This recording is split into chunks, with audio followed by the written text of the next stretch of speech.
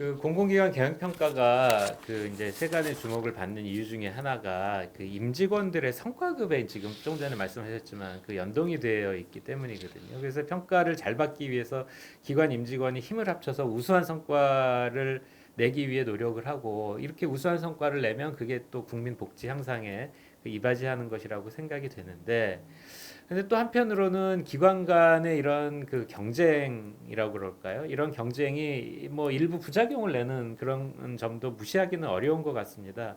조금 오랫동안 지금 2006년부터 평가를 해오셨다고 하는데 어, 지금 과거에 비해서 이런 경쟁이 더 격화가 됐나요? 그 기관 간에? 네, 저는 이제 물론 기관의 성격에 따라 네, 다르다고 보고 있는데요. 네, 이제 경쟁 그룹 있는 경쟁이 있는 네, 네, 기업들이 있죠. 네, 그 네. 기관들은 뭐 상당히 경쟁을 좀 자존심이 되게 자존심 자존심 싸움이다. 싸움을 하는 것 네, 같아요. 네, 근데 네. 저는 이제 그 부정청탁 방지법이라고 하는 이제 음, 음, 사회 패러다임이 바뀌는 것들의 이제 그 영향이기도 하죠. 그다음에 네, 우리 이제 의식이 바뀌고 있기 때문에 과거보다는 훨씬 더그 합리적인 방법으로 이제 선의 경쟁은 좀 하지만 음, 음, 음, 부작용이 있거나 그렇게는 이제 요즘에는 좀 그런 것들 많이 줄어든 것 같습니다. 과거에 비해서도 오히려. 네, 예. 알겠습니다. 네. 그래서 그룹들이 있습니다. 예를 들어서 이제 비슷한 카테고리를 가지고 네, 있는 공기업들, 이 기관끼리는 경쟁이 지금도 물밑으로 하고 있지만 네, 과거보다는 많이 이렇게 이제 합리적으로 네, 경쟁을 하고 있다. 그렇게 네, 저는 판단하고 있습니다. 네. 뭐 선의의 경쟁은 네, 또 필요하다고 보고 있습니다. 그럼요. 국민 예. 복지 향상을 위해서 중요한 일이죠. 그 평가 결과에 대한 이제 기획재정부 보도 자료를 보면 이 성과급 지급률을 결정하는 상대 등급과 절대 등급을 50대 50으로 반영을 하고 다시 종합 점수, 경영 관리 점수, 주요 사업 점수를 반영하는 방식으로 지금 그 설명이 되어 있는데요. 그 보도 자료만 놓고 봐서는 조금 이걸 이해하기가 좀 어려웠었거든요. 그래 이에 대해서 조금 설명을 해주시면 좋을 것 같습니다. 네. 이 그 목적은 네, 상대 평가를 하다 보니까 이제 줄서기를 하고 있다. 네, 그래서 기관이 이제 1등부터 37등까지 뭐 이렇게 128등까지 줄을 세워서 그러다 보니까 기관이 가지고 있는 뭐 엄청나게 그 기관 특성들이 다 있잖아요. 기관이 특성이 있고 그다음에 기관이 이제 예전에 비해서 얼만큼 점수가 이제 뭐 상향되기도 하고 또 3년 동안 점수가 변동이 있기도 하고 그러는데 이런 것들에 대해서 이제 고려를 해야 된다고 하는 목소리가 높기 때문에 네, 그래서 이제 상대 평가는 이제 뭐 잘하는 기관과 못하는 기관을 구분하는 거고 절대 평가는 절대적으로 이 정도 수준이면 음, 좀 우리가 점수를 인정해줘야 되는 그런 수준의 점수를 요구하고 있기 때문에 상대 평가와 절대 평가를 혼용해서 하고 있는 거고요. 네, 그다음에 등급에 대한 A, B, C의 등급에 대한 구분은 이제 전체 평가단의 평균 점수 음, 그래서 플러스 마이너스 표준 편차에서 이제 정급 분표로 이렇게 보거든요. 그러다 보니까 이제 뭐 저희가 예상했던 예를 들어서 이번에 뭐 36개 기관 중에서 뭐 A가 한 5개를 예상하고 있는데 정기 분포 이렇게 보다 보면 5개보다도 좀 적은 숫자가 나올 수도 있고 네, 이제 과학적으로 이 등급에 대한 구분은 이제 정해져 있어서 절대평가와 상대평가를 같이 혼용해서 평가하는 것들이 기관의 특성이라든가 이런 걸 고려해서 좀 객관적인 평가를 요구하고 있기 때문에 거기에 네, 대한 네, 그 평가 방법이라고 생각하시면 될 것 같습니다. 네, 네, 감사합니다.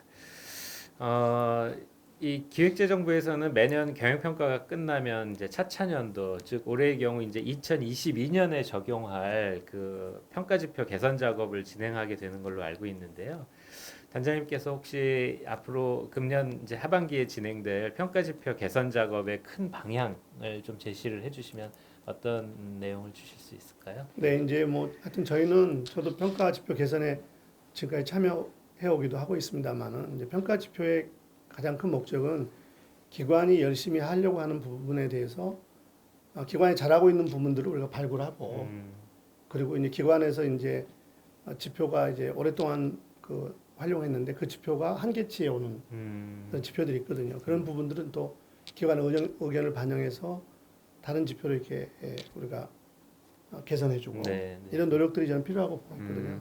그래서 경영평가의 목적은 기관이 잘하고 있는 부분을 우리가 발굴하고 BP 사례죠 그런 거가 그리고 이제 기관이 어려운 부분을 우리가 이제 지적해서 보완해서 기관이 이제 올바른 방향을 갈 수 있는 그런 컨설팅하는 것들이 제일 중요한 역할이잖아요. 그래서 지표 개선도 그런 차원에서 이제 기관이 오히려 그 지표 개선을 고민하지 못하는 부분도 있더라고요. 네. 근데 아. 과거에는 이걸 제가 처음에 이제 지표 개선 참여할 때는 기관에서 저희들이 지표 개선을 요구하면 가능하면 지표 개선을 하지 않는 방법으로 방향으로 그렇게 이제 저희가 제안을 했는데 네. 지금은 오히려 이러이러한 방향을 지표 개선을 통해서 기관이 업그레이드하는 게 어떻겠느냐 이렇게 컨설팅 개념으로 네. 지표 개선이 접근이 될 수 있다고 생각을 네. 가지고 있기 때문에 네. 네. 그런 면에서는 좀 기관하고 소통이 좀 필요하다고 생각합니다. 네. 네, 그런 네. 방법으로 저희는 이제 현재는 고민하고 있는데요. 음.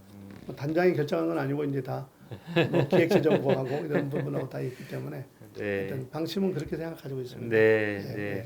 뭐 지표 개선 작업이라는 게 아마 뭐 이제 평가단, 기획재정부 그다음에 이제 해당 공공기관, 공기업들 같이 이제 협업을 통해서 그 이루어지게 될 텐데요.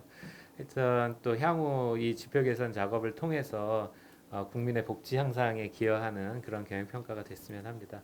오랫동안 공기업 경영평가에 관여해 오신 전문가로서 향후 경영평가의 큰 틀에서의 개선 방향이라고 그럴까요? 뭐 그런 제안을 좀 주실 수 있으면 뭐 좋겠습니다. 개선 방안보다도 네. 이제 결국은 제도는 항상 이제 우리가 노력을 통해서 이제 업그레이드 시켜야 되고 그다음에 이제 뭐 기관에서 가지고 있는 본인들이 잘하고 있는 부분에 대한 개선 이런 부분들이 이제 사실상 혼자 고민하는 것보다는 네. 평가단하고 같이 이렇게 평가를 통해서 서로 이제 문제를 같이 공유하고 해결하고 하는 것들이 필요하다고 보고 네. 있거든요. 네.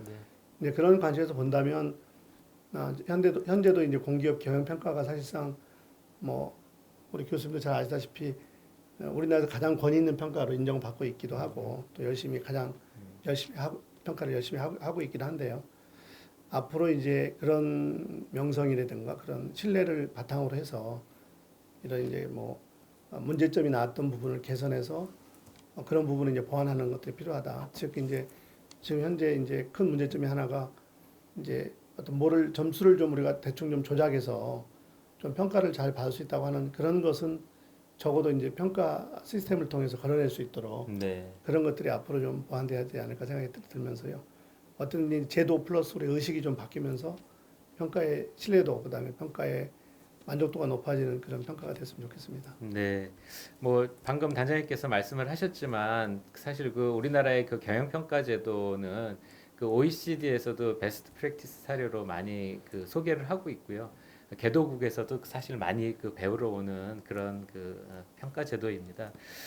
마지막으로 그 대국민 서비스 제공에 앞장서고 있는 공공기관 임직원 여러분들께 인사 말씀 한마디 해주시는 것으로 마무리하도록 하겠습니다. 네. 네, 하여튼 2019년 평가에 대해서 우리가 한 번도 가보지 않는 길이라고 하는 그 이제 코로나 19 네. 전국에서 평가를 임했습니다. 저도 뭐 힘들었고 처음에 시작할 때 참 평가가 제대로 진행이 될 수 있을까? 그다음에 비평가 기관에서도 저를 찾아온 분들도 그런 염려들을 많이 했는데도 불구하고 사실상 서로 신뢰를 가지고 평가단을 또 믿어주고 또 우리 평가단에서는 기관에 정말 잘하고 있는 부분을 발굴하고 그다음에 우리가 이제 보완할 부분들을 우리가 어떻게 보완해서 그분들이 이제 서로 자존심 상하지 않고 서로 윈윈할 수 있는 방법들이 어디가 있을까 그런 우리가 고민들을 평가단에서는 많이 했던 것이 사실입니다. 그래서 그런 부분을 같이 이렇게